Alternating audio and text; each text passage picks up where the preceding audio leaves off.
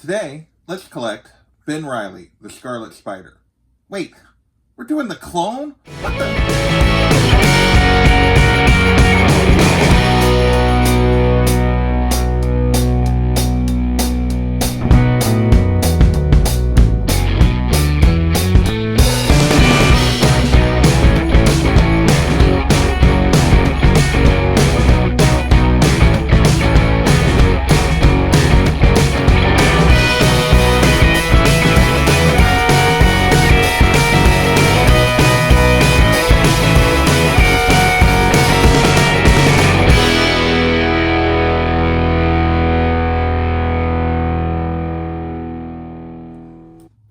Hey everyone, welcome back to JP's Budget Collecting and another episode in our Let's Collect series. And yes, today we're talking about Ben Reilly, the Scarlet Spider, the clone of Peter Parker. I'm doing this at the request of D-Runk Comics. He requested this, so I'm following through on that. So if you have a character you're interested in, hit me up. You never know, I might follow through with it, do an episode on them as well. And I realize the Clone Saga is one of the more despised storylines kind of in the history of comics, at least particularly on Spider-Man. Some of it's well-earned, some of it's not. Actually, there are some good things here that people forget about, and one of those good things was actually Ben Reilly. People forget that people really liked the character. What they did like about the Clone Saga wasn't Ben Reilly. They didn't like the disconnected storytelling and the nonsensical storytelling that went along with him, and the fact that Marvel didn't know what they were doing, and we'll get into some of that as we go through the list. But there is actually a lot of good here, particularly early in that run. Ultimately, though, the bad storytelling that led to at the end of the Clone Saga, Ben Reilly disappearing for a long time, although he has come back in recent years. But the Clone Saga itself, people forget it ran for about 2 years, almost exactly 2 years, and it was right as Marvel was struggling, and they were looking for a big event to follow up, because DC was doing better. They just had Death of Superman and the Breaking of the Bat, and DC was doing really well, and Marvel thought they needed something, and part of the reason the Clone Saga fell apart was because it did so well early on, because people really enjoyed Ben Reilly as a character. So we're going to get into the good, and given all the Spider-Verse stuff, this is a character that you can get into. You can collect for fairly reasonable prices, actually extremely reasonable prices, and I have the feeling at some point in one of these Spider-Verse movies, we're probably going to see Mr. Ben Reilly. So with that, let's get into the list. The key issues, the best storylines, and there are some good ones, and the best covers of Ben Reilly, the Scarlet Spider. One last thing before we get to the list is I am focusing on Ben and not on Kane, who also took the name of the Scarlet Spider at one point and had his own series at one point. Because D-Runk requested this, I didn't combine the two. I might have under other circumstances, but this is focused strictly on Ben. So let's get started. First up is ASM 149, and I think D-Runk's going to disagree with me, but technically this is the first appearance of the clone of Peter Parker that becomes Ben Reilly. This is from the 70s storyline. It was a short storyline, and basically at the end of it, the clone supposedly dies and disappears before he was brought back during the Clone Saga. This is a really, relatively, for a early Spider-Man book, fairly easy to get. You can get a 9.6 on this. It's going to cost you $400 to $500, so that's pretty high, but a 9.0 would only cost you about $100. And you can get raw copies of this book for $15 to $50, depending on condition, and in pretty good condition for $50. So this is a pretty easy book to actually get. Might be worth going raw and trying to find a really nice raw copy for a reasonable price. But yeah, you can get a 9.0 for $100. So this is for a first appearance.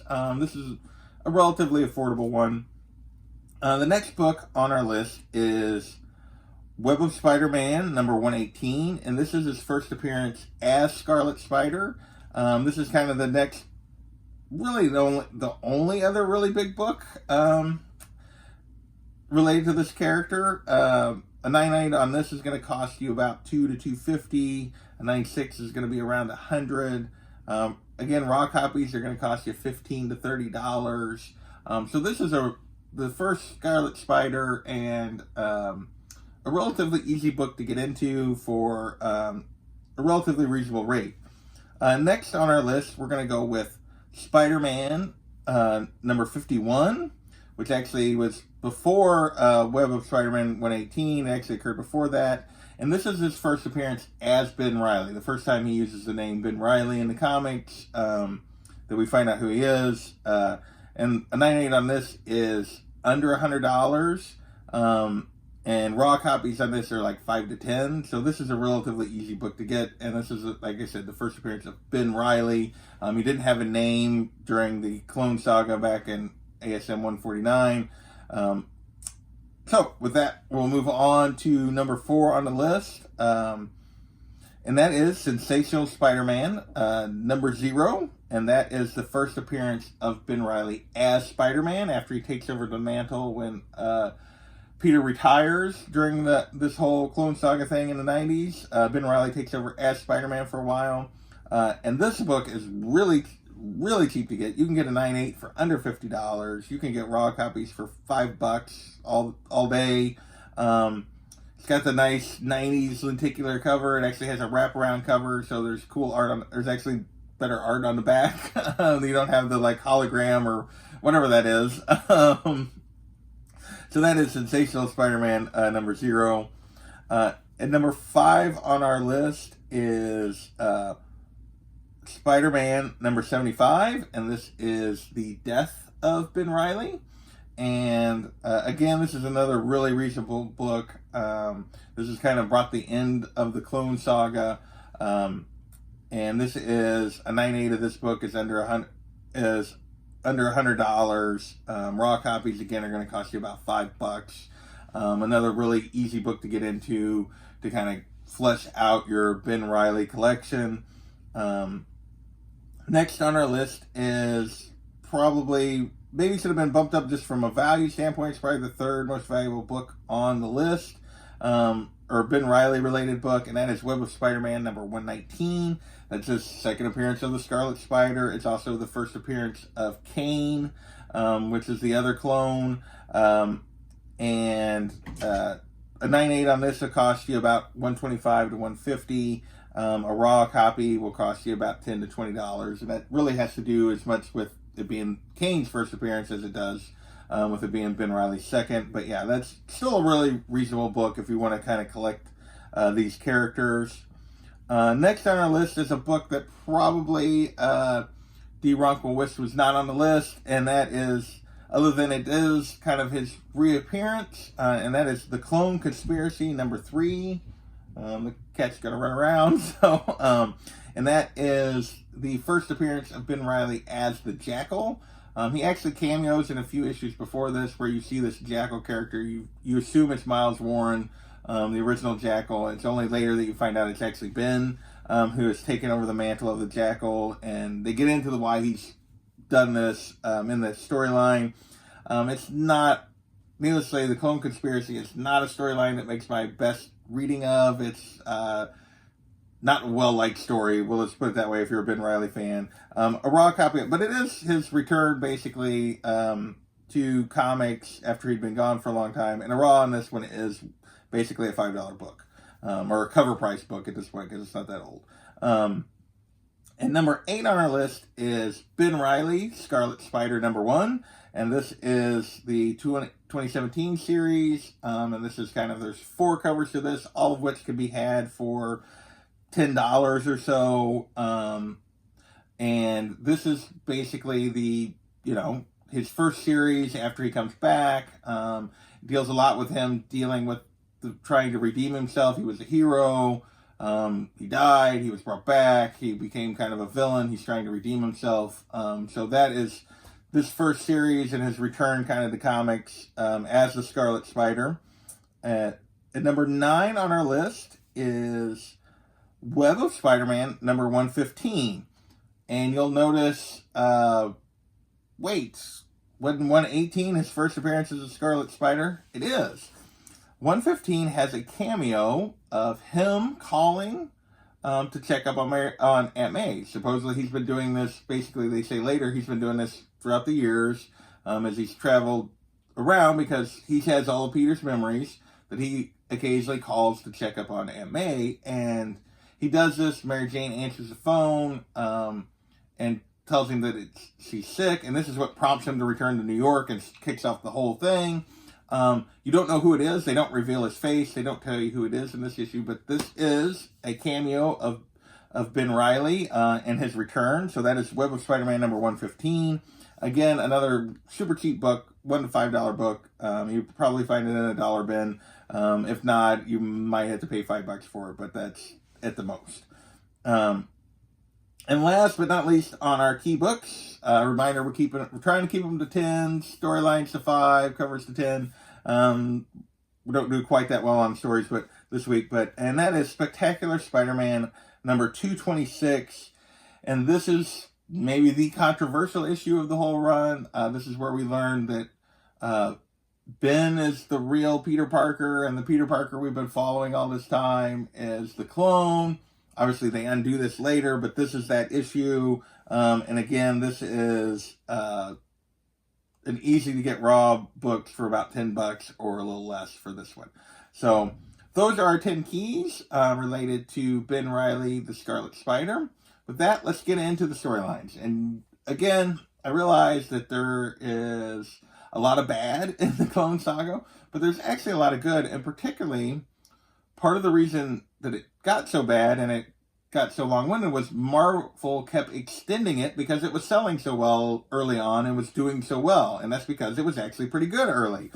So if you want to read the best parts of the saga, the first one is, like, there's obviously storylines within it that you'd have to pick up the 3 issues across, but it's all been collected into basically the complete Clone Saga, volumes 1 through 5, and then the complete Ben Reilly saga, volumes 1 through 6. The 2 years of comics are collected into those. I would recommend the complete Clone Saga, book 1, and that includes the miniseries The Lost Years, Spider-Man The Lost Years, which was a 4-issue miniseries of 0 to 3 that basically tells the story of Ben Reilly during the 5 years of time that he's supposedly away from New York after Spider-Man first defeats him, and after the end of the original clone storyline in 149 and his return. It also includes the Exile's Return, which is kind of the first story arc after he gets back, which is also considered really good. So that would be where I would start. I would also read book 2, which is considered really good. And then book 3, the Clone Saga book 3 includes ASM 400, which is considered a classic, one of the best issues, which has the death of Aunt May, death in comic books. And it also has the Mark of Cain storyline where Cain kind of returns. And then I would probably stop. At least reading the whole thing. From there, it goes into like the trial of Peter Parker and and Maximum Clonage, and there's just some really bad portions after you get through those kind of first 3 volumes. There are some good storylines mixed in there that I will point out. The Greatest Responsibility is when Peter is a 3-issue story arc that's kind of in the middle there, where Peter passes the mantle to Ben. That's ASM 406, Spider-Man 163, and Spectacular Spider-Man 229. Is that right? Spider-Man 63. I don't know why I wrote an extra. I have a 1 there. That should be Spider-Man 63. My apologies. And Spectacular 229. And then there's also the Web of Carnage storyline, which is Sensational Spider-Man number 3, ASM 410, Spider-Man 67, and Spectacular 233. So those are kind of 2. If you want to spot check some of the later stuff, those are pretty good. There's also, like they say, the Jurgens run on Sensational gets a lot of love, but all the storylines are so mixed across the titles with different writers and artists that it's just kind of hard to read all of them. So I would probably avoid most of that unless you're just really digging it once you dig in and read it. But there is some good stuff in the later part of the Clone Saga. So that's kind of 4 or 5 things I've already listed. I got 2 more kind of story arcs, and then kind of 1 bonus read that I'm going to recommend. Next is Spider-Man: The Real Clone Saga. So I forgot to write down the year. I think around 2008, Marvel actually came out with a 6-issue arc that kind of told what was the original plan for the Clone Saga, or that's what they claimed. It was obviously condensed because it was only 6 issues. And they also changed a few things, which they admitted later, that weren't in the original plan. But it was kind of, and it's considered a really good read. That, like, basically the way they probably should have handled if they'd have followed this blueprint, the Clone Saga would not be, like, thought of the way it is. So that is definitely something you want to read if you're a big Reilly fan and wanting to collect the character. And then I'm going to recommend Ben Reilly, The Scarlet Spider, Volume 1, Back in the Hood, which is after his return in the Clone Conspiracy from the 2017 series. The whole 2017 series is only 25 issues. It has pretty good reviews, not great. I haven't actually read it, but for the most part, the reviews are positive. It didn't sell a lot of issues or anything, wasn't super popular, but it does have pretty good reviews. So I would probably start there also if you're wanting to collect or read Ben Reilly. Bonus read. So Marvel went through all of this and they finally wrapped up, started early in January of 94, and it went all the way to December of, or maybe not January, anyway, it started in 94, it went all the way through December of 1996 is when they kind of wrapped up. And Marvel knew they'd been taking a beating on this. This is actually right around the time they actually filed bankruptcy.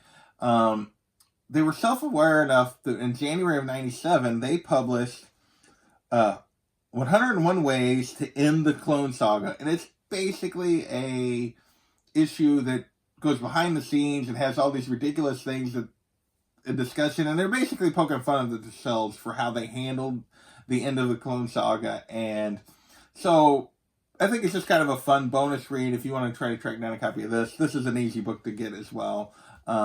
Not super expensive. So that is our storylines or issues that you should read. And now let's get into the cool covers related to Ben Reilly and the Scarlet Spider.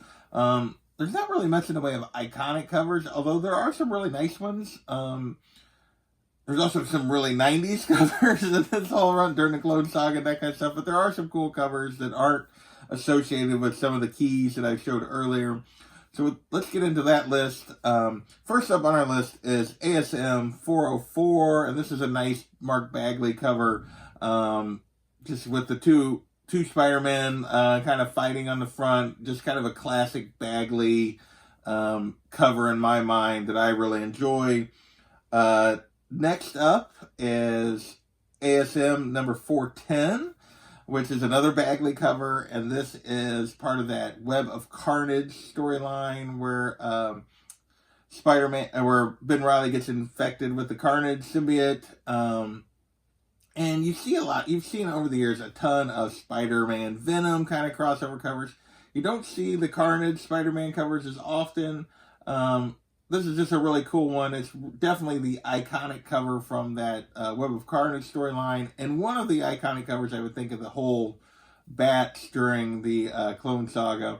So that is the second cover on our list. The first cover I talked about was like a $5 book. That 404 is like a $5 book. This is a little more. This is actually like a $10 to $20 book for this cover. 9.8s are going to run you $50 to $75. So there's a little bit of value here just because of this cover.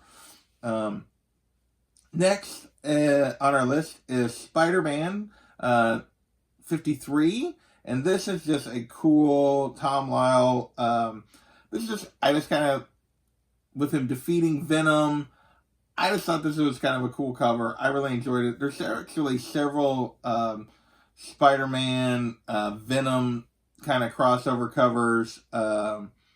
We talked, 119 was one. There's another one, this was 53. There's another one that's kind of related where the two of them are fighting, because that's one of the early storylines is he takes on Venom. when he returns.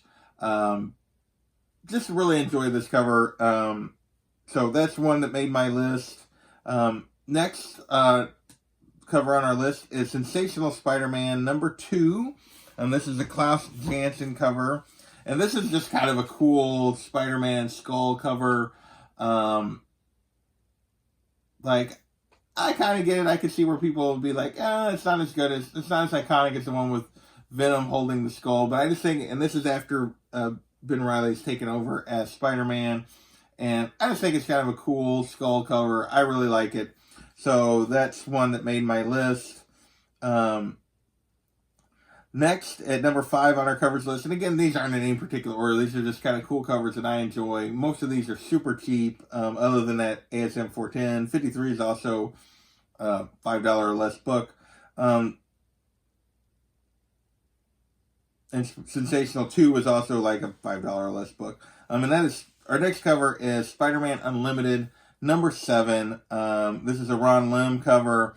Just a cool split shot of the two versions of Spider-Man and the two costumes, and just a cover I really enjoy. So that was it made our list. And #6 on our list is Scarlet Spiders, #3.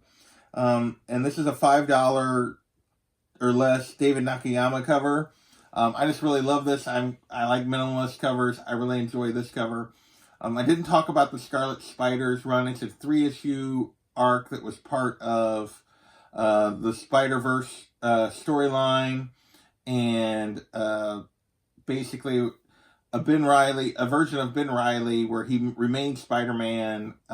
Kane and Jessica Drew from the Ultimate Universe kind of team up to go on a mission to help fight the Inheritors, which is part of the whole Spider-Verse thing. And this is just a cool cover that I really like. And that's kind of the first time kind of Ben Reilly shows up other than between the end of the Clone Saga and his return in the Clone Conspiracy in like 2016, 2017. So that, this series and that book kind of made my list. Well, the series didn't make my list as a read, but this cover definitely makes my list.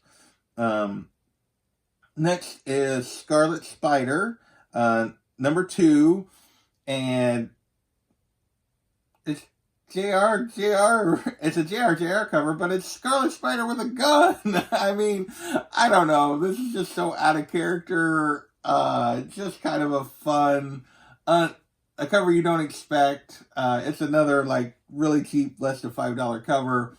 But it's kind of like Batman with a gun. You don't expect to see Spider-Man with a gun, and so therefore it made my list just because it was kind of fun and different. Finally, the last 3 covers are all part of, that made my list, are all part of the most recent Ben Reilly Scarlet Spider series that ran for 25 issues from 2017 to 2019. There's a bunch of really good covers in here. I ended up picking 3. The first is the B variant, the Tom Lyle variant of Scarlet Spider #1. This is my favorite of the #1s. There's a couple. There's a J. Scott Campbell that's pretty good. The main cover is really good, but this is my favorite. I don't know why. Just the moon, the cityscape. I just really enjoy this cover, so it made my list. Next up is Ben Reilly Scarlet Spider #10, and this is an Emilio Lopez cover, and I just think this is cool. The character coming down in shadow, seeing the spider sense go off. Yeah, I just think it's a really cool cover. I really enjoy it. That made my list. I strongly considered putting 18 on the list. It didn't quite make the cut. I guess I just cheated by showing it anyway. And but the one that made my list was the last one in the series, kind of an homage cover to the part of the Kraven's Last Hunt storyline where Spider-Man's coming up out of the grave, and this is Ben Reilly Scarlet Spider #25, also an Emilio Lopez cover, and just a really cool homage to that classic cover. And then finally I have an honorable mention, and this probably would have made my list if it wasn't for the circumstances around it. I'm going to show it now. Obviously, it's a homage to the classic Spider-Man #1 McFarlane cover, only with him in the Scarlet Spider suit. The problem with this is the cover for Amazing Spider-Man Super Special #1. Only this was one of those flip comics that they did in the 90s. So, and this is technically the back cover and not the front cover, which is, the front cover on this is not very nice. This is technically the back cover. So if you ever got this and got it slabbed, it would be on the back of the slab and it would be upside down. But if you really want this cover, it's kind of a weird circumstance, but it is really cool. It would be one I would probably grab and technically store the book upside down and backwards in the bag and board so that you can look at this cover and not the front cover, which is not that great.